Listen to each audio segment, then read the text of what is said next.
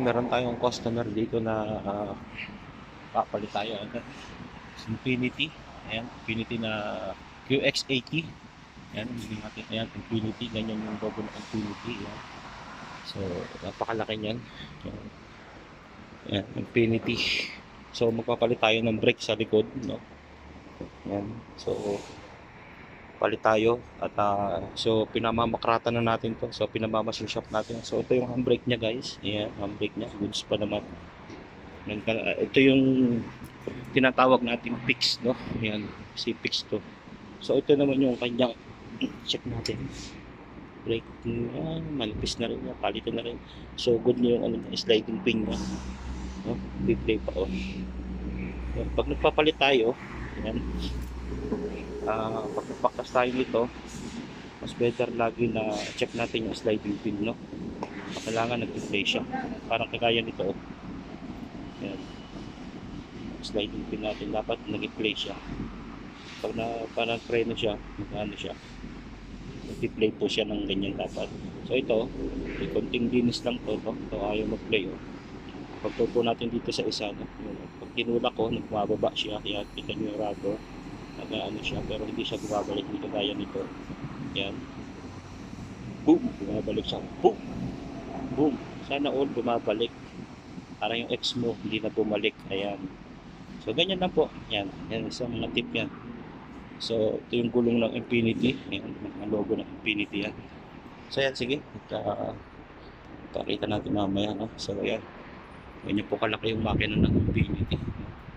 So, replacement tayo ng mga preno niya sa likod.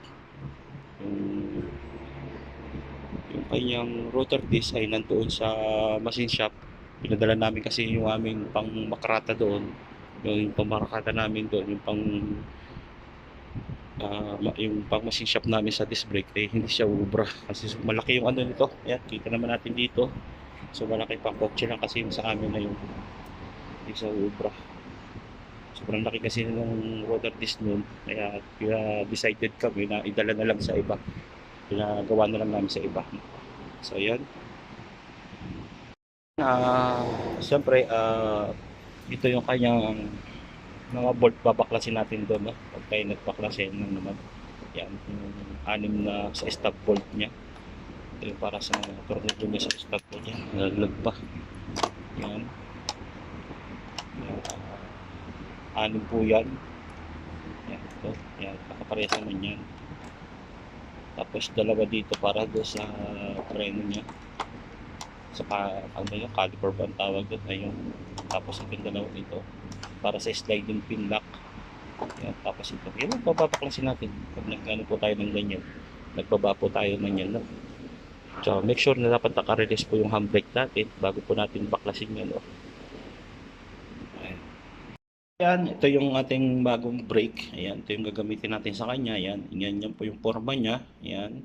Kung mapapansin natin dito sa carton niya, so Nissan yung ano niya. So ito po yung part number niya, yung ano, D4060-1L BOB. Yan.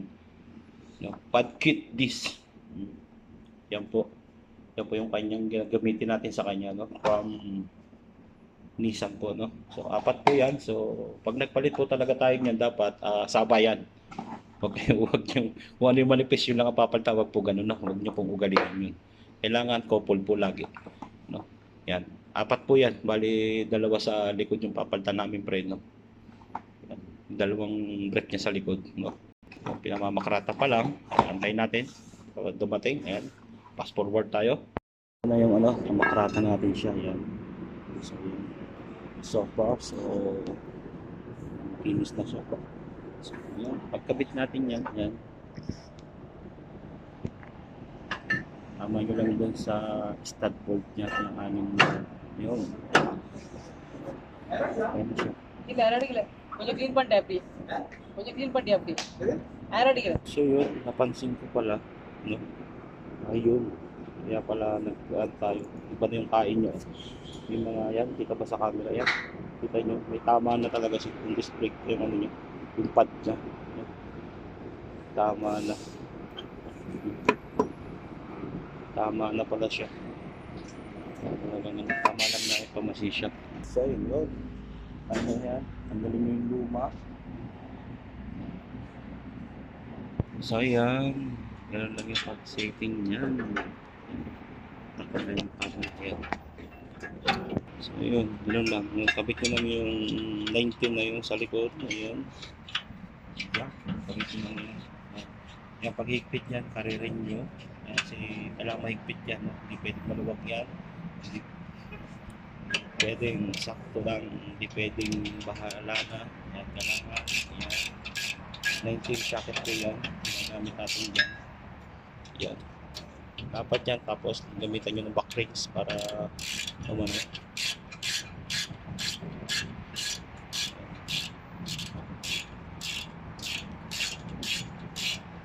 So, yun na po ang pagkabit niya. No?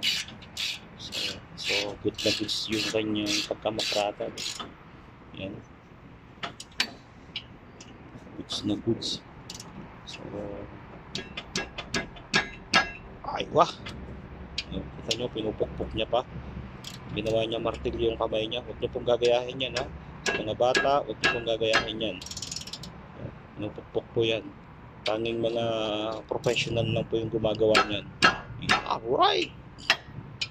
Very good. Yan. May talk rings naman kasi ayaw gamitin. Kamay niya yung ginamit niya. Ayun. So, sa pagkabit naman ng pad niya.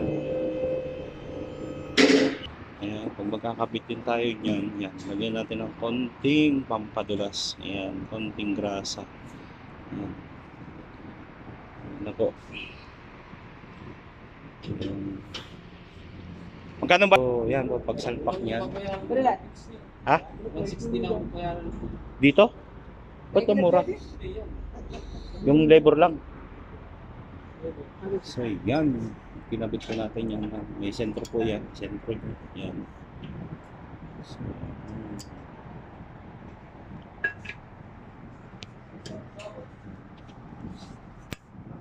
kung pag ano na. Ha?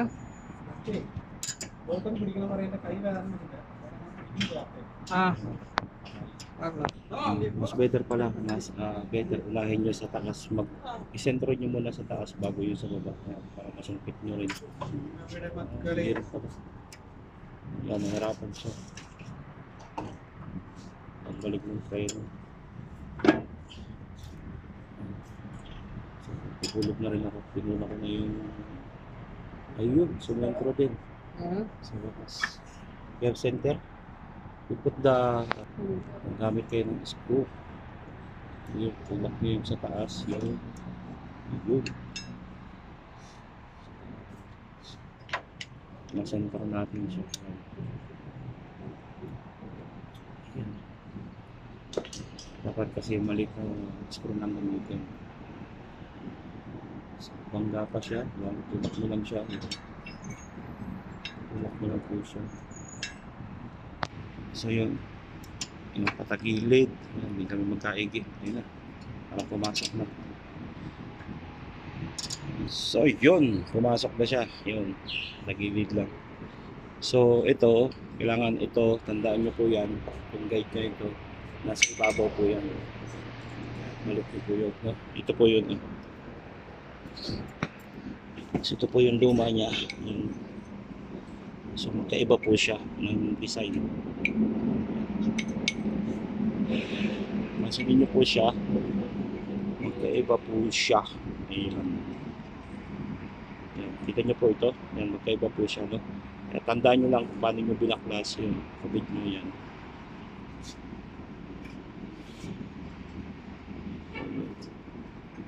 Yan natin. So ito, sa harapan. Tama ba? Ayun, hindi pala. No? Ito pala sa likuran. Itong may ganito. Yan. Mapapansin nyo, hindi pala kayo malilito. Gawa nito. Ito ay pang likod. Sa likod po, ito po yung sa harapan. Wala po siya, di ba? May marking naman yan. Ito, yung may ganito, sa likod po yan. Yung wala rito sa harapan. Ito po. Yan. So, yan. Ganun lang po ang pagkabit niyan. Yun. Yan, tapos check up tayo sa sliding pin niya lagi. Ayan, tulak lang natin to para engage siya ng maganda.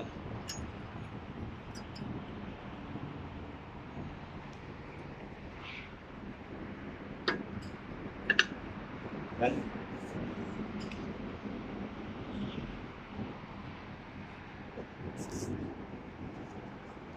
So yan, pagkabit naman ito, yun. So yun lang ang bolt na yan. Yan. Yun, maliit na bolt na yan, no? Yan, doon sa lock niya doon sa sliding pin. Bali, dalawa po yan. Dito at saka sa baba lang. Yan, dalawa po yan. Yan, yan lang po pagkabit niya. So susunod na natin yan. Ang susunod naman natin, i-blend natin siya. So bago kasi yung ano niya. So dito po yung ano niya. Luwagan nyo lang po yan. Yan, 10 mm. Yan. Sukat lang nun ay 10. Ayan. So ayan, higpitan natin yan ang back ring. So paririn din natin ang paghigpit niyan kasi hindi pwede rin maluwag yan. So yun, higpit. So yan, pag natapos na po natin yan, so ganyan na po yung mangyayaring design niya. Yan. Yan na po yung design niya. No? So pag nagpalit po tayo nito, so mas better mag-blend po tayo dito. Ayan po yung 10 mm lang. Blend natin siya. Yan. Tapos gamitan nyo siya ng power handle. Yan. Power handle. Yan. Gamit po kayo ng ganyan na power handle para yan. Kita nyo pong mabuti. Plus, sawi down. Yan. So, ganyan na po yan. Nangyayari yan. So, yan. Kita nyo naman na ang pang-lock talaga natin dyan ay yung power handle. Yan. Yan. Power handle na yan. So yun. So, ano yung hinigpitan niya rito? Ito po yun. Ito po yun. Yung 19. Dalawa po yan. Dalawang 19. Dalawang 14. So yun. Ayan. Sige po. Salamat. Yan. Kabit. Mag-blend na lang tayo. So madali naman yung pag-blend niyan. Yan. Pakapakan nyo lang yung preno sa taas. Tapos hanggang lumabas yung purong fluid niya, no? Para lumabas yung purong fluid niya. So sa adjustment pala ng handbrake niya yun, meron siyang butas doon. Yan. Yan, lain nyo lang sa pataas. Yan. So gano'n po sa kalwad kung paano mag-adjust, no? Sumpitin nyo na po ng screw. Meron po parang gear yan doon. Yun po yung sinusungkit-sungkit niya para po tumaas yung handbrake natin. No? Kanina pinakita ko yung tinuro ko yun po yung handbrake niya. So, pababa pala yung sungkat. Yan. Hindi pala pataas. Yan. Yun, likit na. So, sagad nyo muna. Tapos, yan, dandahanin nyo ibalik yun. Play na. So, gano'n lang po yun. So, pababa po yung pihit niya para sumipit, paikpit. Paluwag naman ay pataas. No? Yan, thank you sa papanood nyo sa aking vlog. Yan. Thank you. And see you next vlog, guys.